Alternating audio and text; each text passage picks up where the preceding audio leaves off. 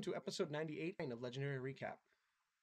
After Katerina sacrificed Nikolai as a debt owed for a release from Avernus, Alaric departs from the party, and the team, in a somber moment, decides to head to meet with the Queen, but is swarmed by fans as Locke catches sight of more Warforged and approaches. Arian and Elissa, fine to meet you. But as to answer your question about when we awoke and what we do remember, we didn't awake at the same time, says Elissa. I was, I believe, in a forest somewhere. I'm not sure where exactly. There flashes of some past memory of some sort. I just remember being brought somewhere. And then it's kind of a blank. And then I remember seeing the man that we're with. And he said, your job is to be by my side and to work with me. And I have ever since. After talking with Locke for some time, they tell of the times when Warforged return home.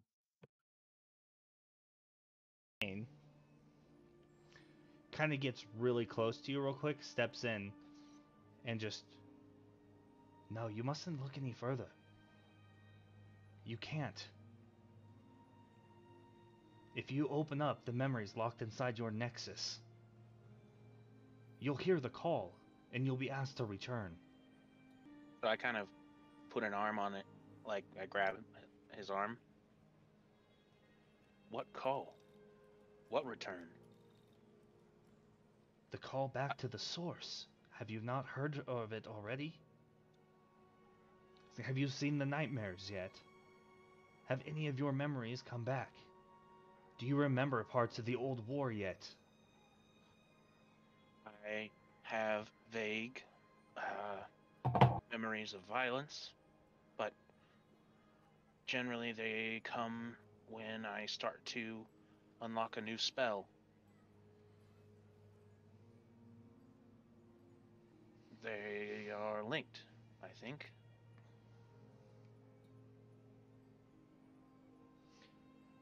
So he kind of looks. The merchant is still back there. Imizel, he's like still haggling and doing whatever. Elissa basically kind of is like looking around and kind of steps around the opposite side of you to block you both, like vision from the both of you for the most part in the street. For a moment, the three of you, while you're over there dealing with the crowd, kind of lose sight of Locke behind this massively framed, large Warforged. So Locke and the other Warforged decide to connect and attempt to view the source.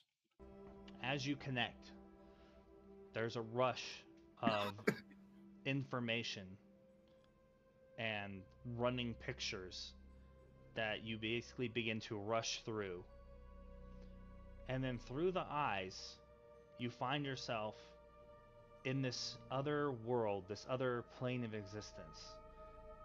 You see hundreds of Warforged on the fields around you, the ground beneath your feet ash and scorched, the skies riddled with powerful dark storms and the sounds of rushing wind and the sounds of people dying. You see humans, much like those here, are being slaughtered by strange dark figures. There's a blast of magic that strikes your chassis and throws you to the ground. And as you're looking up, you see the faintest something, there's a shape coming through the clouds above you, and a strange, something unlike anything you've ever seen before on Terrowyn. It doesn't match anything you've seen before in books. This is some other world. This large vessel with these strange, long tendrils coming from the front end, breaking through the clouds. And this dark hooded figure steps over the top of you, and you see these red glowing eyes and this intense hatred radiating off of it as it prepares a powerful spell and begins siphoning the magic from your soul automata, and you begin to fade. And then blackness and a rush of power and information once again, and you are once again standing in this market square.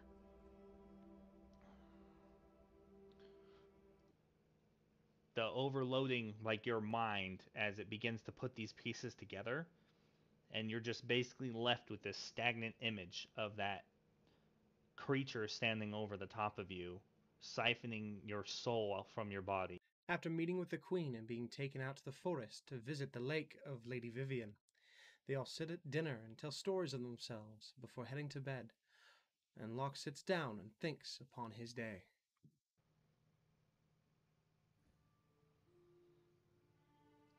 So as you kind of power down into sentry mode to rest your core, your nexus, and to just contemplate,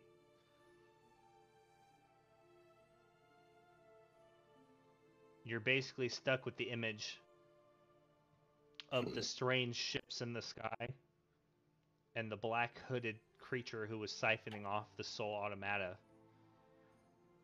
On repeat, it continues to play, but not perfectly. There's almost like the more you think about it, the harder you think about it, little bits of it kind of come out of shadow in more detail. But not enough that you can tell anything more than you already can. But just little pieces become more clear and able to focus on. And you all go to sleep. You rest for the night. And are awakened by the sound of a rustling camp and birds in the morning to begin a new adventure to deal with these red caps in the woods. And that's your Legendary Action recap. As always, thank you for stopping by and supporting our wonderful production. Catch our live streams Fridays at 7:30 PST to see a bunch of unapologetic nerds play the world's greatest role-playing game on Twitch at Legendary Action Official. Thank you, and have a magnificent evening.